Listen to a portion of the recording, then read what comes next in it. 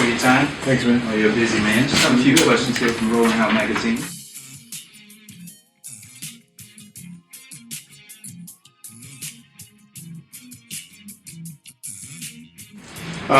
It's right up there with all of them.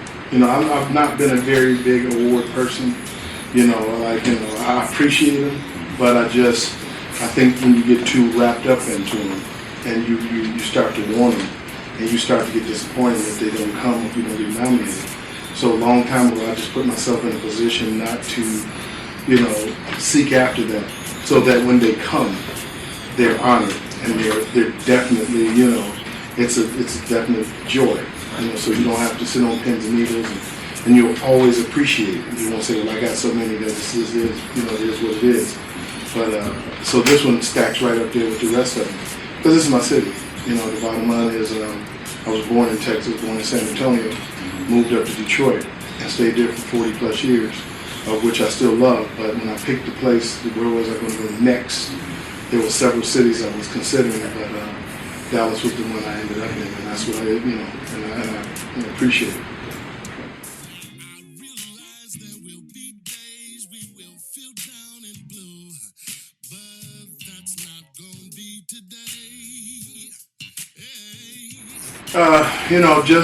By doing what I do, and the stage part of it is, a lot of people think that's the big part of it. Really, the stage is the small percentage. One of the things you could do is just be a nice person. When people don't get a chance to see celebrities all the time, well, they can see me at Home Depot, they can see me walking down, they can see me at the park, they can see me at, riding my motorcycle, they can holler at me at the mall, and a lot of times they don't get a chance to see a celebrity like that, because, it just doesn't work like that. But with me, I try to keep it as, as normal as possible, and shake everybody's hand, and, it doesn't cost a lot to be nice, and that right there can inspire you more. And I mean, they see you on stage, they see you on BET, and they see you on TV. That's one thing, But then when they see you, just chilling at the, little Sweet George Brown's, or you over at a South Dallas cafe or something, and they're like, okay, Nate, can I take a picture with you? That moment can last a long time. Absolutely. You never know.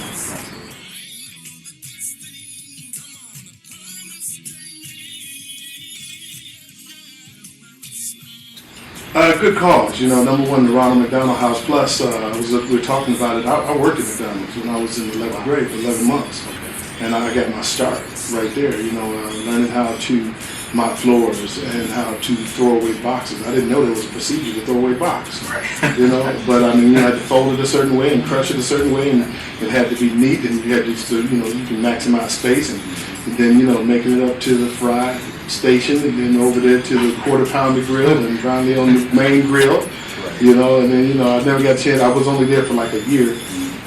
Then I went to my senior year, and I just concentrated on school, but it was a great time. I enjoyed it.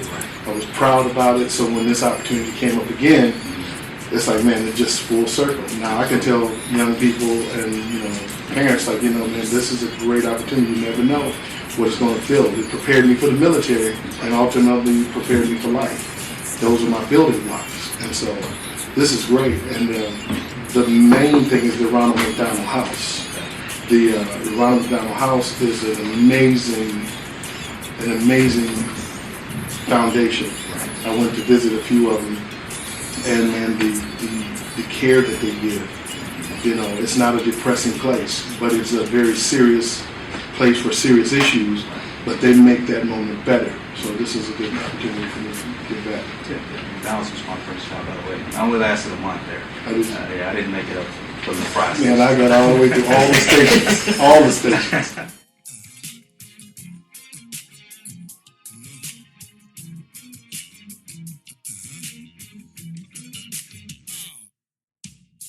Well, yeah, they're going to be, let me see, in several different cities. Like this weekend, we're in New Jersey with Shirley Caesar, Mary down in McClurkin. Right. Myself. They're going to be on the other stops, Jay Moss, Canton Jones, I believe, 2103. Byron Cage is on every concert. And we have a host of many others. So that's going to be good. And I'm going to take it up a notch, because I'm going to introduce like somewhat of this will be one of the first times that you go to a gospel concert and a skit will break out. Oh, wow. So I'm gonna do some things that are gonna be more theatrical. Okay. You know, so it's gonna be fun. Anything just to break out at Friendship West. Yeah, anything.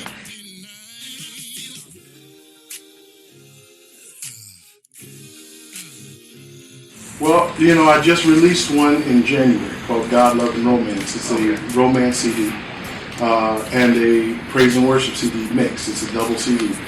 And I will be doing it from that because relationships have been hit hardest amongst the believers. You know, a lot of times people think because you're in church you have the perfect marriage and the perfect, you know, relationship, and the truth is that it's been rough. And so I did this CD to just be a guy that's a Christian that loves God, that talks about romance and sings about romance from the biblical perspective, but making it contemporary to me. Right. So it's not a King James, you know, corny type thing. Right. It's just this is a man of God who understands what it's like to be in love and to have fallen hard on the rocks of love, and you know, so that's what it's going to be. So it's going to be quite a nice. Plus, I'm doing the old stuff too. So, but the new CD is out. It's called God, Love, and Romance, and the single "I Feel Good" is #1 in radio today. So, nice.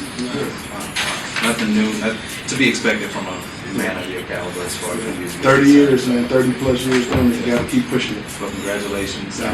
Thank you for your time. We're rolling out. Look forward to the upcoming gospel tour, and we will see you when we see you. Cool. Thank you. Easy.